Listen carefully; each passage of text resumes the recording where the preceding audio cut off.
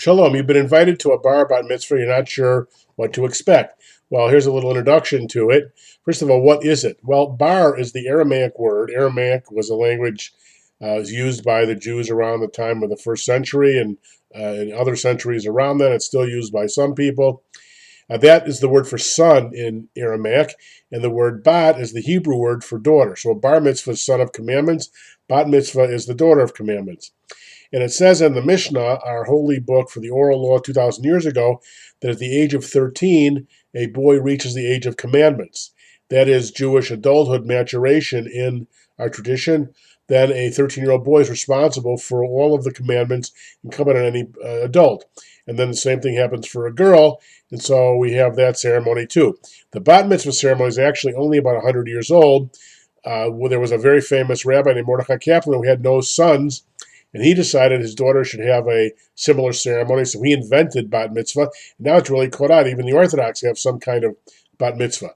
Now, what is it? Well, usually it's on Saturday morning, although it can be any time the Torah is read, which is Saturday afternoon, Monday or Thursday morning, or a holiday. And it depends if you're going to a Reform or conservative synagogue. Reform services are usually an hour and a half. Conservative, 2.5, 3 hours or more. You don't need to get there at the beginning of a conservative service. It's really long if you're not used to it. Reform, you probably should get there at the beginning because they're shorter.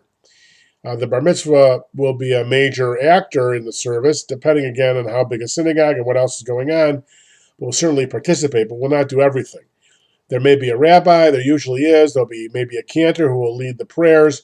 There may be some lay people leading various parts of it.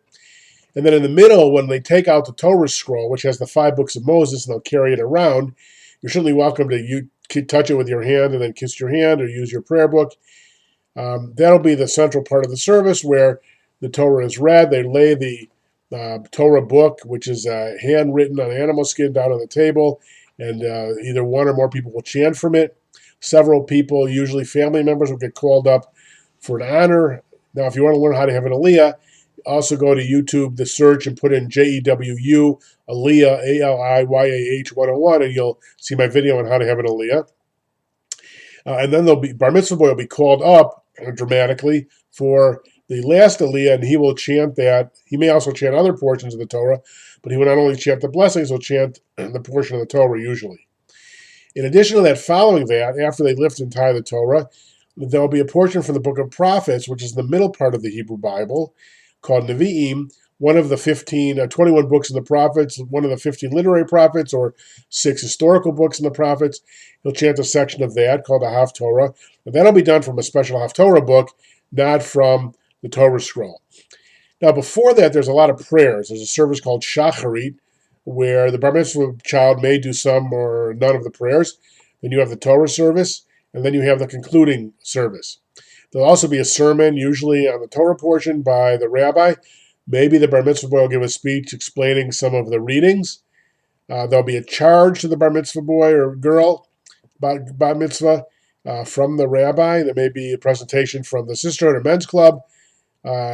Now, in terms of what do you wear, Jews still dress up for Shabbat services, so you probably should wear a suit and tie and a dress or a nice pantsuit for women.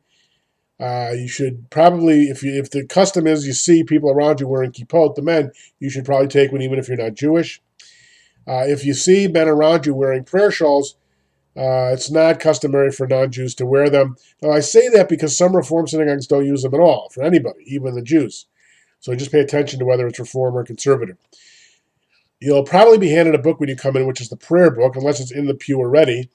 The prayer book, it opens up from right to left usually because Hebrew goes from right to left.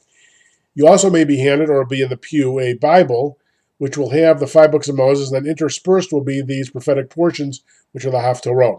And hopefully the rabbi will be announcing the pages in both the prayer book periodically and where the Torah reading is. Now, in terms of presents, you can get any kind of present you want. Don't bring it to the service, bring it to the reception. And if you're giving money, it's customary to give it in denominations of $18 multiples. And the reason why is that 18 is the numerical equivalent of the Hebrew word chai, which is for life.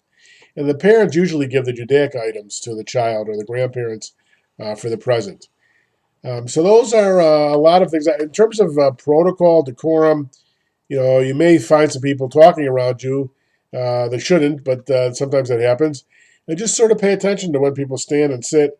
You certainly are welcome to do that as well, and things will go pretty easy.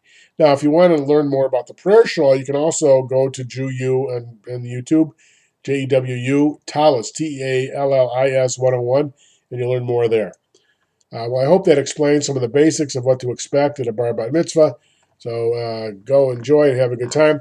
Now, if it's a large synagogue, there may be other things going on too. There may be a couple about to get married. That's called an ufruf. There may be people get called up for honors because they're at the anniversary of the death of a loved one. That's called an ufruf. Maybe somebody's birthday. Lots of different things can be going on. Shalom.